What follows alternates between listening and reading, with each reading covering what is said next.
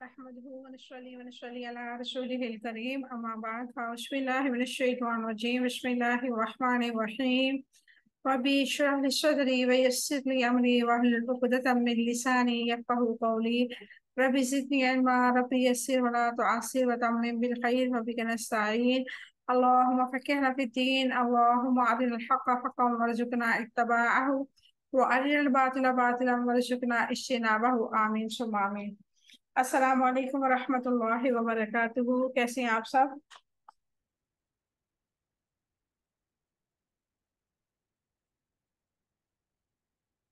وعلیکم السلام۔ سب ٹھیک ہے، آپ ٹھیک ہے؟ الحمدللہ، اللہ رب العزت سے دعا ہے کہ اللہ تعالیٰ آپ سب کو اپنے حفظ و امان میں رکھے، آپ کی طرف پڑھنے والا ہر شر اللہ تعالیٰ خیر میں بدل دے، اللہ تعالیٰ آپ سب سے راضی ہو جائے، اللہ تعالیٰ ہم سب سے دین اور دنیا کے بہترین کام لے، اللہ تعالیٰ اس قرآن کو ہمارے لیے ذریعہ نجات بنائے، آمین ثم آمین۔ الحمدللہ، ہم نے کل سورۃ بقرہ کا ایک نیا چیپٹر شروع کیا۔ پہلے تو اللہ رب العزت ہماری تربیت فرما رہے تھے بنی اسرائیل کے ذریعے، اب اللہ رب العزت نے ہماری تربیت فرمانے لگا ہے حضرت ابراہیم علیہ السلام کے ذریعے کہ جو لوگ اللہ تعالیٰ کی فرما برداری کرتے ہیں اللہ تعالیٰ ان کے ساتھ کیا معاملہ کرتا ہے۔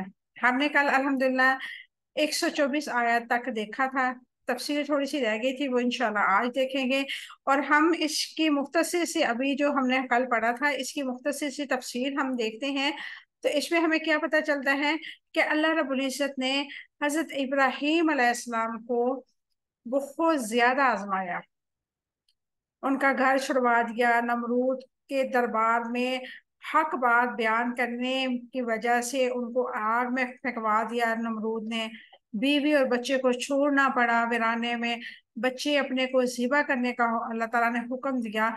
اور جب سیدنا ابراہیم علیہ السلام تمام آزمائشوں میں پورے اترے تو اللہ رب العزت ان کی تعریف کیسے فرما رہا ہے قرآن پاک میں، وَإِبْرَاهِيمَ الَّذِي وَفَّى، اور ابراہیم تو وہ ہے جس نے وفا کا حق ادا کیا۔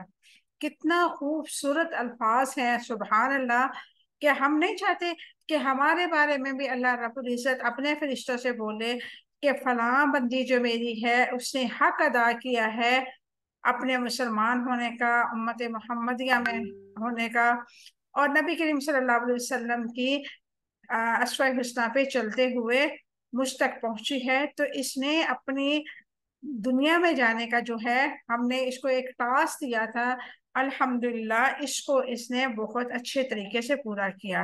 ہمارے دل میں بھی تو یہ خواہش اٹھتی ہے نا کہ ہم بھی اللہ تعالیٰ کے مقرب بندوں میں شمار ہوں، ہمارا بھی اللہ رب العزت بہترین لوگوں میں شمار لکھ دے، اور ہمیں ایسے لوگوں میں ہمارا نام آ جائے جو اللہ رب العزت کے اس دنیا میں بھی پسندیدہ تھے اور آخرت میں بھی انشاءاللہ وہ پسندیدہ بندے کہلائیں گے۔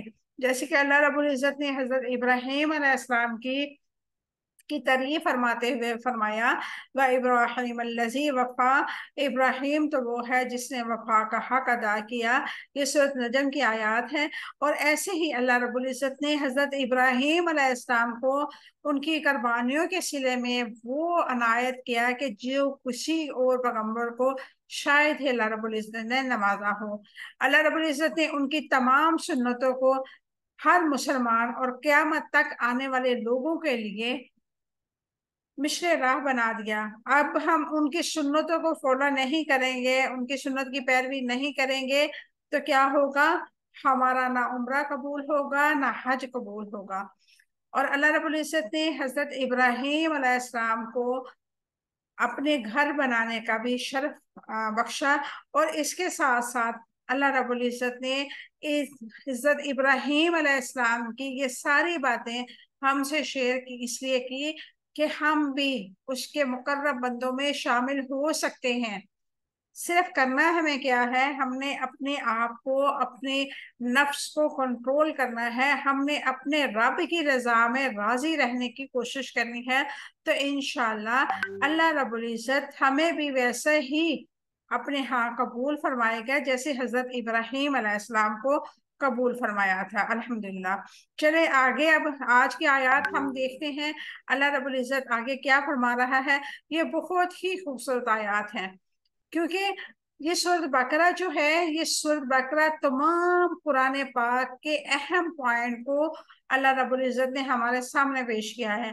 اس کی تفصیل ہم قرآن پاک مکمل میں دیکھیں گے، لیکن جو ایک ہوتا نا ٹائٹل، مضامین، کہ اس قرآن میں کیا کیا چیزیں آئیں گی، اس قرآن پاک میں کون کون سے واقعات ہیں، کن کن قوموں کا ذکر کیا گیا، کن کن کے بارے میں اللہ رب العزت نے فرمایا کہ یہ لوگ جنتی ہیں اور یہ لوگ جہنمی ہیں، ان تمام چیزوں کا ذکر اللہ رب العزت نے سورۃ بقرہ میں فرما دیا مختصراً۔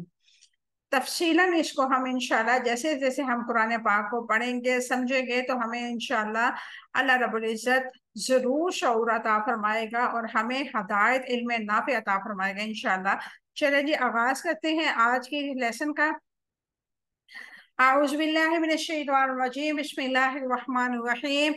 وَإِذْ اور جب جعلنا بنایا ہم نے بیت یا بیت اللہ کو مثابتاً لوٹ کر آنے کی جگہ، للناسی لوگوں کے لیے، وَأَمْنًا اور سراسر امن، وَاتَّخَذُوا تم بناؤ، من مقام ابراہیم کو مصلی نماز پڑھنے کی جگہ، واحدنا اور تقیدی حکم دیا ہم نے الی ابراہیم ابراہیم کی طرف، اسماعیل اور اسماعیل کو، ان طہرا کہ آپ دونوں پاک صاف رکھو، بیت یا میرے گھر کو، للطوائفین طواف کرنے والوں کے لیے، والعاکفین اعتکاف کرنے والوں کے لیے، والرکع اور رکوع کرنے والوں کے لیے، سجود اور سجدہ کرنے والوں کے لیے۔ وَإِذْ اور جب قال کہا ابراہیم ابراہیم علیہ السلام نے، ربی اے میرے رب، جعل تو بنا، ہذا اس بلدن شہر کو، آمنن امن والا، ورزق اور تو رزق عطا فرما، اہلہ اس کے باشندوں کو، یعنی کہ اس کے رہائشیوں کو، من الثمرات پھلوں میں سے، من جو آمن ایمان لائے، منہم ان میں سے، باللہ اللہ تعالیٰ پر، والیوم الآخر اور آخرت کے دن پر، قولا فرمایا اللہ تعالیٰ نے، ومن اور جس نے کفر کفر کیا، فأمتعہ میں اسے فائدہ دوں گا، قلیلاً تھوڑا سا، ثم پھر اضطرہ میں بے بس کر دوں گا اسے، الہ طرف عذاب النار عذاب آگ کے، وبئس المصیر اور بدترین جگہ ہے لوٹنے کی۔ یہ ہماری آج کے الحمدللہ 2 آیات تھی۔ اب ہم اس کے روٹ ورڈ دیکھتے ہیں انشاءاللہ۔ مثابتاً لوٹ کر آنے کی جگہ، سا واو با اس کا روٹ ورڈ ہے، وآمن وامنا سراسر امن، حمزہ میم نون اس کا روٹ ورڈ ہے، مسلح نماز پڑھنے کی جگہ، سواد لام یا اس کا روٹ ورڈ ہے، واحدنا اور تقیدی حکم دیا ہم نے، عین ہا دال اس کا روٹ ورڈ ہے، طہارا آپ دونوں پاک رکھو، پاک اور صاف رکھو، طہارا اس کا روٹ ورڈ ہے، بیت یا میرے گھر کو، با یا تا اس کا روٹ ورڈ ہے، للطوائفین طواف کرنے والوں کے لیے، واو فا اس کا روٹ ورڈ ہے، والعاکفین اعتکاف کرنے والوں کے لیے، عین کا فا اس کا روٹ ورڈ ہے، والرکعی اور رکوع کرنے والوں کے لیے، را قاف عین اس کا روٹ ورڈ ہے، سجود اور سجدہ کرنے والوں کے لیے، سین جیم دال اس کا روٹ ورڈ ہے، بلدن شہر کو، با لام دال اس کا روٹ ورڈ ہے، ورزق اور تو رزق عطا فرما، را کاف اس کا روٹ ورڈ ہے، اہلہ اس کے بشندوں کو، حمزہ حالام اس کا روٹ ورڈ ہے، فَأُمَتِّعُهُ تو میں اسے فائدہ دوں گا، میم تا عین اس کا روٹ ورڈ ہے، اضطرہ میں بے بس کر دوں گا اسے، دوار را اس کا روٹ ورڈ ہے۔ یہ تھے ہمارے روٹ ورڈ، اور ہم مختصر سی تفسیر دیکھتے ہیں۔ پہلے ہم کل کی جو تھوڑی سی رہتی تھی وہ دیکھیں گے، اور اس کے بعد انشاءاللہ آج کی تفسیر دیکھتے ہیں۔ ہم دیکھ رہے تھے کہ حضرت سیدنا آدم علیہ السلام، سیدنا ابراہیم علیہ السلام کے بارے میں کہ امامت کا کیا معیار ہے۔ امامت اور قیادت کا معیار ان لوگوں کے حق، اور جو ان کو شعور اور علم اور عمل اور اپنے ایمان سے اپنے آپ کو قیادت کے مستحق ثابت کرے۔ امامت کہ استقلال کی بنیادی شرط عدل و انصاف ہے، یعنی کہ جو بنیادی چیزیں انسان کو پرکھنی چاہیے کسی کو امامت دینے کے لیے، اس کی زبان، اس کے قول، اس کے عمل دیکھتے ہوئے کہ یہ بندہ کتنا ہی اللہ تعالیٰ کے احکامات پہ چلتا ہے، کتنی کھری اور سچی بات کرتا ہے، کتنا عدل کی بات کرتا ہے، کتنے لوگوں کے ساتھ اس کے تعلقات اچھے ہیں، یہ ساری چیزیں منشن کرنی پڑتی ہیں، پرکھنا پڑتا ہے اس انسان کے لیے جو یعنی کہ امامت کے لیے چننے کے لیے اپنی اس نے اپلیکیشن دی ہوتی ہے، کسی بھی مساجد کے لیے، کسی تنظیم کے لیے، کسی بھی بڑے عہدے کے لیے کیا چیز دیکھنی چاہیے۔ اللہ رب العزت نے ہمارے یہاں پہ یعنی کہ ہمیں ایک طرح کا بتایا ہے کہ یہ جو چیزیں ہیں، یہ چیزیں مینشن کرنی پڑتی ہیں انسان کی زندگی میں۔ اگر کسی کو ہم نے بڑی سربراہی دینی ہے، بڑے مقام پر پہنچایا ہے، تو اس کے لیے یہ چیزیں، اس کے اندر یہ صفات ہونی بہت ضروری ہے۔ وَمِن ذُرِّيَّتِي ابراہیم علیہ السلام نے کہا کہ میری اولاد میں سے بھی، اس کی کیا وضاحت ہے؟ سیدنا ابراہیم علیہ السلام نے اللہ تعالیٰ کو نے بلند مقام عطا فرمایا، تو انہوں نے خوش ہو کے اپنی اولاد کے لیے بھی درخواست کی تاکہ ان کی اولاد میں بہت بڑے درجے ملے، اور یہ دعا بھی کی کہ میری اولاد میں اللہ تعالیٰ کی طرف ہدایت پانے والے کثرت والے ہوں۔ یعنی کہ سیدنا ابراہیم علیہ السلام کو جب اللہ رب العزت نے امامت کا رتبہ دیا تو وہ خوش ہوئے، اور خوشی کے عالم میں انہوں نے اپنی اولاد کے لیے، یعنی کہ اپنی نسل کے لیے بھی دعا کی کہ اے اللہ میری اولاد کو بھی یہ مقام، یہ مرتبہ عطا فرما، اور میری اولاد میں سے، میری نسل میں سے کثرت سے لوگ ہدایت یافتہ ہوں۔ اللہ رب العزت نے وہیں پہ وضاحت فرما دی کہ انسانی جو فطرت ہوتی ہے اس کے اندر یہ طلب ہوتی ہے کہ اس کے سلسلے میں اس کی اولاد کے ذریعے سے جاری رہے۔ اسی فطری جذبے کے تحت سیدنا ابراہیم علیہ السلام نے سوال کیا کہ ان کی اولاد میں بھی اصلاحی کی سلسلہ جاری رہے۔ لا ینال عہد الظالمین، اللہ تعالیٰ نے فرمایا میرا عہد ظالموں کو نہیں پہنچتا۔ اس کی وضاحت کیا ہے؟ سیدنا ابراہیم علیہ السلام نے دعا کی تو اللہ تعالیٰ نے فرمایا کہ ظالم دین کی امامت تک کے مقام تک نہیں پہنچ سکتے، کیونکہ ظالم اس مقام کے منافی ہے۔ جو انسان ظلم کرنے والا ہے وہ امامت نہیں لے سکتا۔ یہاں پہ اللہ رب العزت نے وضاحت فرما دی۔ امامت ہمیشہ ان لوگوں کی تقدیر میں اللہ رب العزت لکھتا ہے جن کو اللہ رب العزت چنتا ہے، اور یہ دنیاوی جو ہے نا امامتیں یا دنیاوی حکمرانیاں ہیں، یہ اس زمر میں نہیں آتی۔ یہ ہمارے اعمال ہیں، یہ کہہ لیں، یا یہ کہہ لیں کہ ہمارا چناؤ، ہمارا شعور اس قدر گر چکا ہے کہ ہمیں کھڑے کھوٹے کی پہچان ہی نہیں ہے۔ کسی مفسر نے لکھا تھا کہ انسان جو ہوتا ہے اس کے اعمال کی بدولت ہی اس پہ حکمران جو ہے مسلط کیے جاتے ہیں۔ شاید یہی وجہ ہے کہ آج کے حکمران بدترین ہم پہ مسلط ہو رہے ہیں، یہ ہماری اعمال کی ہی وجہ ہے۔ آگے اللہ رب العزت نے فرمایا کہ اللہ تعالیٰ نے کیسے ظالم کہا ہے، کن لوگوں کو ظالم کہا ہے۔ قرآن مجید میں مختلف جگہ پر واضح کر دیا کہ ظالم کون ہے۔ نمبر 1، اللہ تعالیٰ کی حدود سے نکل جانے والے ظالم ہے۔ نمبر 2، شرک کرنے والے ظالم ہے۔ اللہ تعالیٰ کی نازل کردہ قانون کے مطابق فیصلہ نہ کرنے والے ظالم ہے۔ اللہ تعالیٰ کے گھروں میں اس کے نام کو یاد کرنے سے روکنے اور اس کو ویران کرنے کی کوشش کرنے والا ظالم ہے۔ اللہ تعالیٰ کی طرف آنے والے گواہی کو چھپانے والے ظالم ہے۔ یہ رب کی نصیحت سے منہ پھیرنے والے ظالم ہے۔ یہ اللہ رب العزت نے 6 صفات بتائے ظالم لوگوں کی، مختصر سی، مزید انشاءاللہ ہم آگے دیکھیں گے ضرور۔ یہ تھی ہماری پچھلی آیات کی تفسیر۔ آج جو ہم نے آیات پڑھی ہیں ان کی تفسیر ہم انشاءاللہ دیکھتے ہیں۔ آج کی آیات ہماری 125 سے شروع ہو رہی ہے، اور اللہ رب العزت فرماتا ہے کہ وَإِجْعَلْنَا الْبَيْتَ مَثَابَةً لِلنَّاسِ وَأَمْنًا وَاتَّخِذُوا مِن مَّقَامِ إِبْرَاهِيمَ مُصَلًّى وَأَعِدْنَا إِلَىٰ إِبْرَاهِيمَ وَإِسْمَاعِيلَ أَن طَهِّرَ بَيْتِيَ لِلطَّائِفِينَ وَالْعَاكِفِينَ وَالرُّكَّعِ السُّجُودِ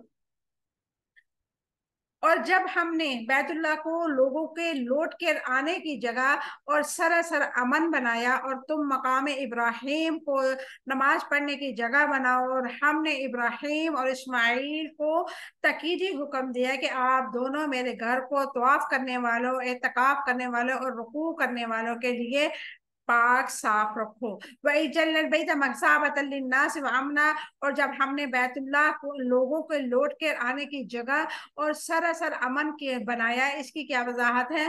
اللہ رب العزت نے بیت الحرام کو لوگوں کے لوٹنے کی جگہ بنا دیا، وہاں بار بار جانے کے باوجود جانے والوں کا دل نہیں بھرتا، اور اللہ تعالیٰ اس حرمت والے گھر کو امن کی جگہ قرار دیا جہاں جنگلی جانور، نباتات، جمادات بھی امن میں رہتے ہیں۔ اسلام میں سب سے پہلے یہ گھر حرمت والا تھا، اسلام کے آنے کے بعد بھی اس کی حرمت اور شرف میں اضافہ ہوا، الحمدللہ۔ ہم جنہوں نے اللہ تعالیٰ کا گھر دیکھا ہوا ہے ان کو معلوم ہوگا وہاں پہ کوئی بھی کسی کو کچھ نہیں کہتا، کوئی کیسے بھی حرکت کر رہا ہے، سب کو اپنی فکر ہوتی ہے۔ یہ سمجھ لیں کہ ایک اپنے آپ کو وہ اپنے کٹہرے میں کھڑا کر کے اپنا محاسبہ کر رہے ہیں، کوئی کچھ بھی کر رہا ہے، کیسی بھی نماز پڑھ رہا ہے، کچھ بھی کر رہا ہے، نہ وہاں پہ کوئی کسی جانور کو، یعنی کہ خاص طور پہ بلیاں وہاں پہ زیادہ ہوتی ہیں یا کبوتر ہوتے ہیں، تو وہ کوئی بھی ان کو نہ مارتا ہے نہ ہی ان سے خوف زدہ ہوتا ہے۔ ہر کوئی اپنی آپ کو اللہ کے سامنے موجود پاتا ہے اور اپنے گناہوں کو بخشوانے کے جد و جہد میں لگا ہوتا ہے۔ تو اس لیے اللہ رب العزت نے وضاحت فرما دی کہ یہ حرمت والا گھر صرف انسانوں کے لیے ہی نہیں ہے، بلکہ یہاں پہ جانور، نباتات، سات جمادات سبھی امن میں ہیں، یعنی کہ یہاں پہ کسی کو کسی سے کچھ بھی خطرہ نہیں ہے، الحمدللہ۔ آگے اللہ رب العزت نے فرمایا بیت اللہ کی کن دو خصوصیت کو یہاں بیان کیا گیا ہے؟ مسابۃ للناس، لوگوں کے لیے لوٹنے آنے کی جگہ۔ مسابۃ، لوٹنے کی جگہ کو کہتے ہیں انسان اپنے اصل کی طرف لوٹتا ہے، اور لوٹنے کی جگہ سے کو مرکز کہتے ہیں۔ اس اعتبار سے یہ گھر مرکز ہے۔ مثابہ ثواب سے بنایا گیا ہے، جس کے معنی لوٹنے کے ہیں۔ کہتے ہیں کہ مومن کا دل میں زیارت خانہ کعبہ کی خواہش ہر دم کروٹ لیتی ہے۔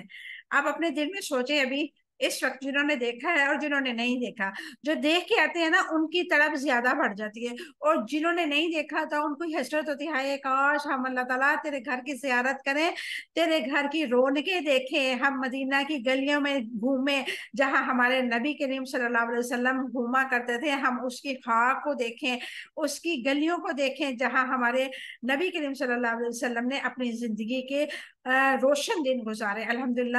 تو یہ خواہش ہر مسلمان کے دل میں ہوتی ہے، بے شک اس کے دل میں تھوڑا سا بھی ایمان کیوں نہ ہو، اس کی تڑپ ضرور ہوتی ہے کہ وہ ایک بار اللہ کے گھر کی زیارت ضرور کر کے آئے۔ اور جب ایک دفعہ ہم اللہ کے گھر کی زیارت کر کے آتے ہیں تو اللہ رب العزت اس کی جو محبت ہے وہ کئی گنا ہمارے دل میں بڑھا دیتا ہے۔ ہم جیسے ہی اپنے اپنے ملک میں واپس آتے ہیں تو ہمارا دل اداس ہو جاتا ہے۔ یہ سمجھ لیں، یہ کہنا درست ہوگا کہ ہم اپنا دل وہیں پہ چھوڑ آتے ہیں، ہمیں وہاں کی رونقیں اس قدر خوبصورت لگتی ہیں، اس قدر ہمارے دل کو سکون ملتا ہے کہ کئی روز پاکستان یا اپنے اپنے ملک میں جب انسان آ جاتا ہے تو دل ویسا ہوتا ہی نہیں ہے۔ ہم بار بار انہی چیزوں کو ڈسکس کر رہے ہوتے ہیں، ہم ایسے کرتے تھے، ہم حرم پاک میں ایسے کیا تھے، ہم نے فلانی زیارت کی، ہم فلاں مقام پہ یہ کیا، ہم نے فلاں جگہ پہ اتنے نوافل پڑھے، فلاں جگہ پہ یہ چیز بہت ہمیں خوبصورت لگی۔ یعنی کہ انسان کا جو دل ہوتا ہے اس کو وہی چیز کی تلاش ہوتی ہے جو وہ وہاں اس دور میں دیکھ کے آیا ہوتا ہے، محسوس کر کے آیا ہوتا ہے، الحمدللہ۔ تو اس لیے اللہ رب العزت نے مسابہ کا معنی جو ہمیں بتایا ہے وہ یہی ہے کہ انسان جو فطرتی طور پہ مسلمان پیدا ہوتا ہے اور اس کا دل، ظاہر سی بات ہے جو مسلمان ہے اس کا دل بھی مسلمان ہوگا، وہ جو مسلمان انسان ہے، جو فطرتی انسان ہے پیدائش پہ، وہ اپنی فطرت کی طرف جب لوٹتا ہے تو اس کو روحانی اور جسمانی دونوں طرح کا سکون ملتا ہے، اور اس لیے وہ بار بار چاہتا ہے کہ میں بار بار اپنے رب کی طرف جاؤں، اپنے اصل کی طرف لوٹوں۔ और यही सैयदना इब्ने अब्बास रजी अल्लाह ताला अन्हुमा कहते हैं कि मोमिन का दिल में ज़ियारत खाना काबा की ख्वाहिश हर दम करवट लेती है। एक बार ज़ियारत करके लोग अपने घरों को लौटते हैं तो दोबारा ज़ियारत करने की ख्वाहिश फिर पैदा हो जाती है। इस घर को ज़ाहिर अमल भी कहते हैं। दौरे जहालत में आदमी अपने भाई या बाप के कातिल को खाना काबा के सामने पाता तो उसे कुछ ना कहता। सुबहान अल्लाह। जब अल्लाह ताला ने नबी करीम सल्लल्लाहु अलैहि वसल्लम को मबऊस नहीं किया था, ये उस वक्त से पहले की बात है कि हरम अल्लाह रब्बुल इज्जत ने शुरू से हुर्मत वाला बनाया कि दौरे जहालत में भी कोई इंसान अपने दुश्मन को देख लेता था, अपने भाई बाप के कातिल को देख लेता था, तो वो क्या करता था, वो उसे वहां पे कुछ नहीं कहता था। ये जो है, इसको कहते हैं अमन की जगह। यानी कि दुश्मन भी आमने सामने आ जाए तो वो क्या है, अमन में होंगे, कोई किसी की शर से यानी कि उसे नुकसान नहीं पहुंचेगा। आगे अल्लाह रब्बुल इज्जत ने सैयदना इब्राहीम अलैहिस्सलाम की दुआ हमें बताई, रब्बना इन्नी अस्कनतु मिन ज़ुर्रिय्यती बिवादिन गैरि ज़ी ज़रइन इंद बैतिकल मुहर्रम रब्बना लियुक़ीमुस स्वलाता फजअल अफ़िदतम मिनन नासि तहवी इलैहिम वरज़ुक़हुम मिनथ थमराति लअल्लहुम यशकुरून। ए हमारे रब, यकीनन मैंने अपने कुछ औलाद को तेरी हुर्मत वाले घर के पास इस वादी में आबाद किया जो खेती वाली नहीं है। ए मेरे रब, ताकि वो नमाज कायम करे, सो कुछ लोगों के दिल उनकी तरफ माइल कर दे और उन्हें फलों से रिज़्क दे ताकि वो शुक्र अदा करें। इब्राहिम आयत नंबर 37। दुआ कबूल होगी जब तक बैतुल्लाह कायम है, बाकी है, यानी कि ता क़यामत। अल्लाह रब्बुल इज्जत वहां के लोगों को वो फल अता करता है जो जरखेज जमीनों वाले भी नहीं खाते। अल्हम्दुलिल्लाह। आप देखेंगे वहां पे मक्का में, मदीना में अल्लाह रब्बुल इज्जत ने ऐसे फलों और रिज़्क की फरवानी की हुई है कि इंसान हैरान होता है। जो इंसान खाली जेब से भी वहां पे जाता है तो वहां पे भूखा नहीं रहता, उसे 3 टाइम अल्हम्दुलिल्लाह बेहतरीन अल्लाह ताला चीजें नवाजता है। मैं यहाँ पे आपको एक मैं अपना वाकया बताती हूँ। अल्हम्दुलिल्लाह, मैं जब उम्रा करने गई अपने अब्बू के साथ, तो मेरे अब्बू अंदर थे और मैं बाहर हरम पार्क में बैठी हुई थी। तो मैंने खजूरें और आबे ज़मज़म पी रही थी। मगरिब के अजान होने से थोड़ी देर पहले की बात है। और मेरे ना जबान में बहुत मिठास की वजह से ना अजीब सा हो रहा था। तो अभी मैं घर में अपने कॉल कर रही थी, अपने बहन भाइयों को कॉल कर रही थी, तो मेरे दिल में ख्याल आया, सिर्फ ख्याल आया कि कुछ ऐसी चीज होनी चाहिए स्पाइसी सी जिससे मेरे मुंह का जायका चेंज हो जाए। आप यकीन नहीं करेंगे, मुझे नहीं पता कौन इंसान था, इंसान औरत थी, मर्द था, कौन था कौन नहीं था। मैं ऐसे ही सर झुका के बैठी हुई थी, कॉल पे बात कर रही थी। मेरी गोद में किसी ने यानी कि एक बॉक्स रख दिया, पैकिंग शुदा, यानी कि एक पैकेट था, उसके अंदर जस्ट पीस था, चिकन पीस था, उसके अंदर केचप थी, उसके अंदर ये था चिप्स थी, और इसके अंदर और भी यानी कुछ ऐसी ही नमकीन चीजें थी। और ये मेरे लिए एक मोसे से चीज कम नहीं थी। वहां भी किसी और लोग को कुछ नहीं मिला, सभी बैठे हुए थे सहन में, सभी लोगों में सिर्फ मुझे उस टाइम वो चीज मिली। और मुझे इस कदर हैरानगी हुई और मैंने अल्लाह का शुक्र अदा किया कि ऐ अल्लाह, तो इस कदर जल्दी सुनने वाला है कि अल्लाह रब्बुल इज्जत ने मुझे, मेरे ख्याल दिल में आया, मैंने दुआ की भी नहीं, सिर्फ सोचा उस टाइम कि कुछ ऐसी चीज होनी चाहिए जो मेरे मुंह के जायके को चेंज कर दे। अल्लाह रब्बुल इज्जत ने उसी टाइम, पता नहीं वो कौन इंसान था, मर्द था, औरत था, कौन था, मैंने देखा भी मुड़ के, मुझे कोई नहीं नजर आया, ना किसी और के पास वो बॉक्स था। तो मैं इस कदर उस चीज को आज भी सोचती हूँ, अल्लाह का शुक्र अदा करती हूँ कि वाकई अल्लाह ताला दुआएं कबूल करता है, अल्हम्दुलिल्लाह। और ऐसे ही हजरत इब्राहिम अलैहिस्सलाम की भी जो दुआ कबूल हुई है, और ये ता क़यामत तक ये अल्हम्दुलिल्लाह दुआ कबूल ही रहेगी। आगे अल्लाह रब्बुल इज्जत फरमाते हैं, अवलम जरो अन्ना जअलना हरमन आमिना व यतखत्तफु अन्नासु मिन हौलिहिम अफबिल बातिल युमिनून व बिनिअमतिल्लाहि यकफुरून।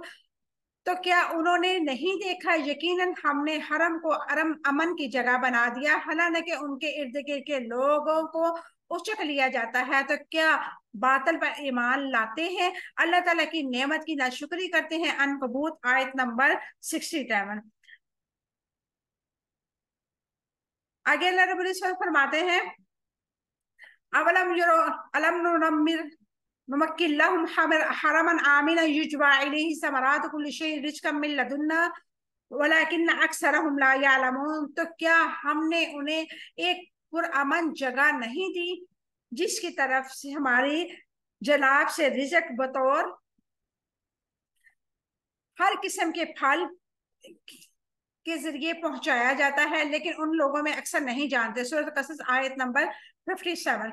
سیدنا ابن عباس رضی اللہ تعالیٰ عنہما نے بیان کیا کہ رسول اللہ صلی اللہ علیہ وسلم نے فتح مکہ پر فرمایا، اے اللہ تعالیٰ نے اس شہر کو یعنی کہ مکہ کو حرمت والا بنایا ہے، یعنی کہ عزت والا، پس اس کے درختوں کو کاٹنے تک بھی نہیں کاٹے جا سکتے، جہاں کے شکار بھی نہیں کیا جا سکتا۔ اس کے علاوہ جو اعلان کر کے مالک تک پہنچنے کا ارادہ رکھتا ہے، کوئی شخص یہاں گری ہوئی چیز نہیں اٹھاتا۔ صحیح مسلم حدیث نمبر 1587۔ سیدنا ابن عباس رضی اللہ عنہما بیان فرماتے ہیں کہ اگر لوگ اللہ تعالیٰ کے گھر کو چھوڑ دیں تو اللہ تعالیٰ آسمان اور زمین کو پٹخ دے گا، یعنی کہ اگر یہاں پہ اللہ تعالیٰ کے لوگ حج یا عمرہ کرنے نہ جائیں تو اللہ رب العزت زمین اور آسمان کو ملا دے گا، یعنی کہ قیامت برپا ہو جائے گی۔ وَاتَّخَذُوا مِن مقام ابراہیم مصلی، اور تم مقام ابراہیم کو نماز کی جگہ بناؤ۔ مقام ابراہیم کو جائے نماز بنانے سے کیا مراد ہے؟ اس سے مراد یہ ہے کہ مقام ابراہیم کو صلاح کی جگہ قرار دیا۔